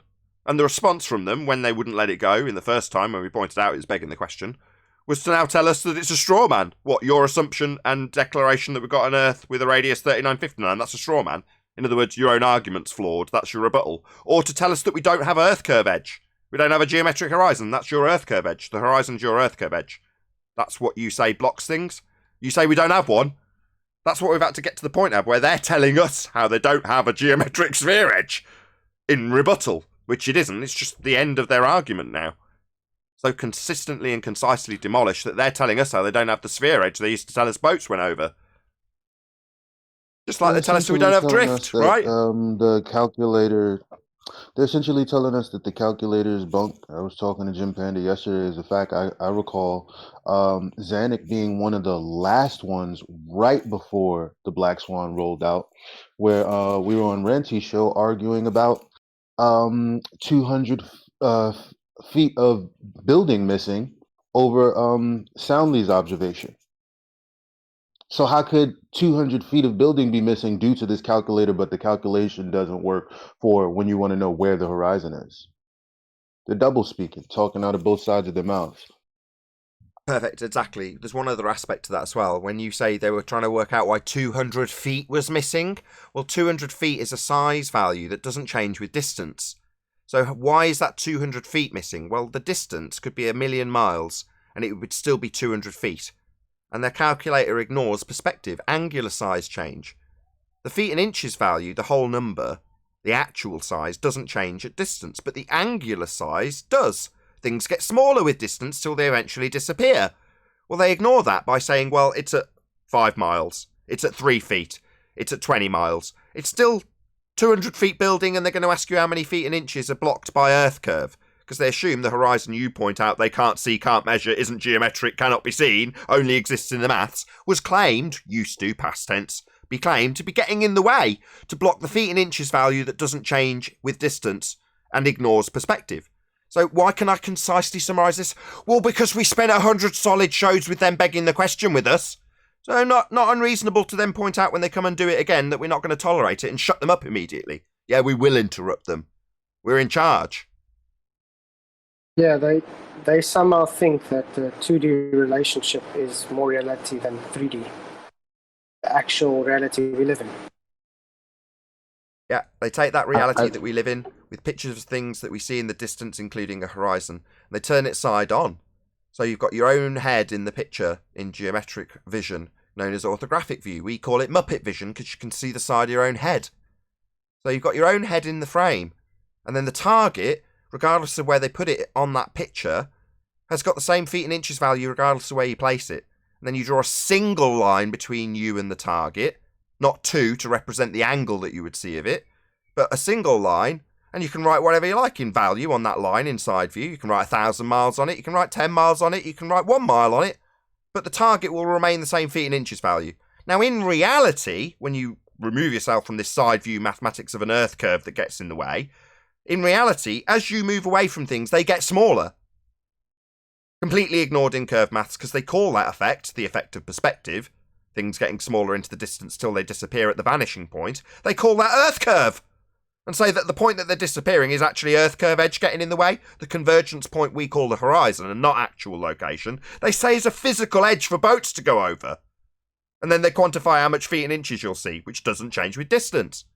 So it's a complete hodgepodge bastardization of perspective to assert that we've got earth curve at a point in the distance where things converge we call the horizon, and not actual location they think is physical. And it isn't. We've debunked it. Black Swan debunked it. The picture's on screen. The horizon in this image is beyond 10 miles, and a claim to be physical geometric sphere edge would be at 1.2 miles because the camera's at 1 foot. Well, you can't see a physical geometric sphere edge horizon, they reply. So we don't have earth curve. Game over. No, well, what's the response after that? No, we move earth curve edge horizon, that's supposed to be physical, with the R value we can't measure anymore because we can't see that edge to give us R. But we'll move that edge with R that we can't measure because we can't see it. Total paradox. That's their rebuttal, by the way. That's the globe head's response to the fact that we don't have a sphere edge for a horizon. What they used to say boats were blocked by. Utter nonsense. Earth is flat. The only thing disappearing is that argument. Yeah. It's unfortunate they spent so much time back in the day giving us all the math about how things are being hidden by physical Earth curvature, only to come around to 2020 and tell us how not physical the horizon that used to be physical is now. Yeah, now they deny it. Yeah, have fun with that. Welcome to Flat Earth, guys. It's hilarious. This is their Any Glovers got physicality in Discord to their geometric horizon? Well, I've got it on screen. You can see it in the Hangout, actually, Chocolate. So this dotted line is their R value derived from a tangent point, this second dotted line. Why is it dotted? Because they're telling you with this diagram, when you can see your own head in the picture and the target side on, not how we see the world, removing perspective, they've got a bent line. And the horizon's not a line running from left to right on the page. It's a single point marked as H. So their horizon in this depiction is a dot. Not a line, not a convergence point, a dot. And the line to it is no longer geometric capable because it's bent. And what do you need to do geometry? A straight line. That's called a tangent. Now, G would be the physical geometric tangent point they claim Earth has, a physical obstruction, that they simultaneously tell us cannot be seen because this is the scenario we have a bent line to the horizon. So therefore, when Al-Biruni is claimed to have measured this dotted line, he couldn't have measured it. And when they simultaneously take that dotted line measurement he can't make and use it in this diagram to move the horizon, They can't because they haven't got an R to measure to move the horizon with an R. It's absolutely absurd. Not to mention, we're seeing the side of our own head. You don't see the side of your own head. You don't see a single point for a horizon. Targets do not stay the same size when they move further away from you. The whole thing is designed to hijack perspective and call it Earth curve.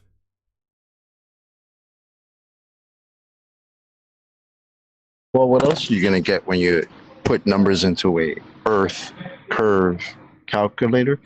Yeah, that's the begging the question bit. We've had to get to that stage, pointing out that they bend an horizon you can't see with an R value you can't measure, because when we pointed out that a question that's being asked about the shape of the Earth isn't answered by you saying, in my Earth curve calculator, well, you're assuming Earth curve then.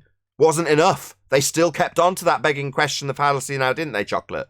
Wasn't enough to point out that it's a logical fallacy to assume your outcome and just declare it so at the beginning of your statements by using an Earth curve calculator. They wouldn't accept that. They still wanted to beg the question with the justification, well, we just know already. When asked, how do you know? We just know already. And based on us knowing already, here's our Earth curve maths. Exactly. Black Swan, number one proof. You were not on a sphere, it's debunked, it's untenable, it's a paradox. Sky vacuum is absurd, we wouldn't have any gas. We're not spinning, Earth would be turning underneath and stuff would be drifting away. Yeah, it's a wrap. It's a wrap for your radius, wrap for your globe, guys. Suck it up. Well, if anyone knows about wrapping a radius, it would be you, Chocolate. Thanks, man. Perfect end to the show. So with that, I'm going to say another huge, massive, enormous thank you to both Discord and G+ panels for making today's after show possible. And of course, a massive thank you to all of you in either Nathan Oakley 1980 or Nathan Oakley premiering streams for hopefully smashing the super chat, liking, commenting, sharing, subscribing, and all that good stuff. Be sure to check out nathanoakley.com and the Flat Earth Debate Forum to keep up to date with the community debate. Another massive thank you to today's Discord and G+ panels. I've been Nathan Oakley, and I'll see you all in the next video.